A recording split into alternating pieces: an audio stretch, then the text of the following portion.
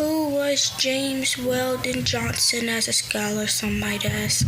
James Weldon Johnson was a scholar of African American literature and also can be recognized for American Negro poetry in the late 1922 century. He was also known to be the first anthologist of African American poetry dated back to the 1922 century. He was an important figure to the Harlem Renaissance. Let it be told, he was a man of many talents.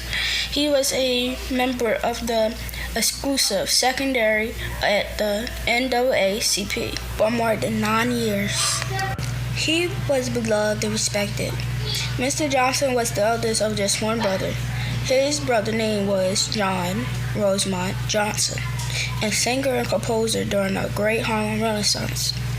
They was the product of James Johnson and Helen Dillett Johnson. His mother was the first female African American teacher in the state of Florida, and his father was a head waiter at a hotel called St. James Hotel. He wasn't only a head waiter, but he was also a preacher at a community church. When the 26th president, Theodore Roosevelt, became president, he appointed James to become Consul of Puerto Rico, Cabello, Venezuela. He served there from 1906 to 1908 before transferring to Nicaragua, where he stayed until 1913. He showed heavy interest in the Harlem Renaissance, which that takes us to his life story. James Weldon Johnson stands as the important figure in the narrative of the civil rights movement and cultural evolution. Mr. James was born in Florida, and he was raised in a middle-class home. James soon became the first African American to the Florida board since the passing of the Reconstruction era. His journey was filled of different achievements and devotions. He then became a principal in 1906 at the age of 35. But he wasn't done there. He created the amazing Black National Anthem, Lift Every Voice and Sing, together with his brother. But that was only the song. No one ever talks about how it was a poem first, until his brother made it a gospel song. Johnson became the literal voice and showcased his amazing work in the God's Trombones and the autobiography of an ex-colored man. But no, it wasn't those amazing books that cemented his legacy.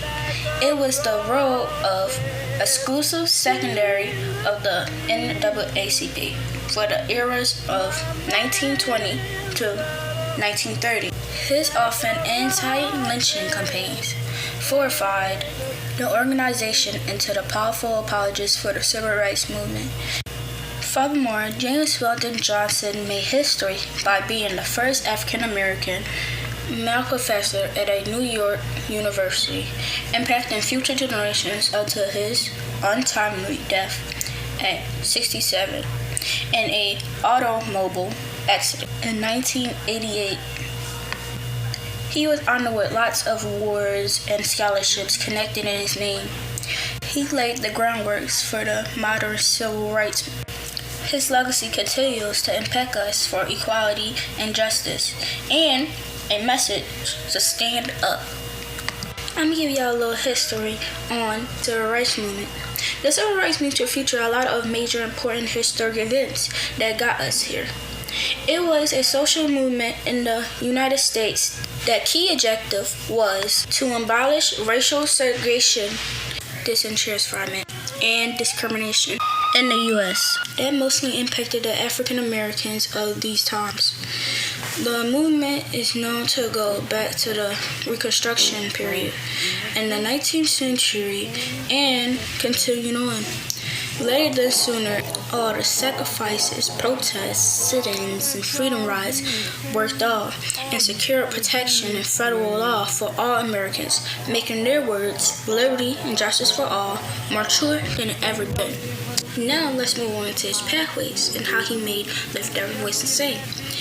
James had multiple creations, but the one we focusing on is Lift Every Voice and Sing. Lift Every Voice and Sing was, of course, written by James himself, but his brother, John, produced the music. The poem, the song, was a hymn and was written in the thought of African American in the late 19th century. It wasn't just to thanksgiving to God, but as well as a prayer to freedom that echoed the biblical exodus from slavery to freedom leading to the promised land. The song launched in the 1900s, being sung by African Americans. The NAACP then started promoting the hymn in 1917. When they did, the name was Negro National Anthem. It was 42 Christian hymnals used and also performed by many black singers and musicians. Like multiple people thought, an increase during the George Floyd protests. Y'all must ask why he created it. He created it as tribute to Abraham Lincoln's birthday, but instead chose to commemorate the Civil Rights Movement. It was made around the pain and struggle of African Americans. With the Reconstruction era and Jim Crow laws passage, Lift Every Voice and Sing was recited by 500 students and then turned it into a gospel song by James' brother, J. Rosamond Johnson, over the years becoming more known and respected. Now, let us listen to this Black National Anthem I have been talking about.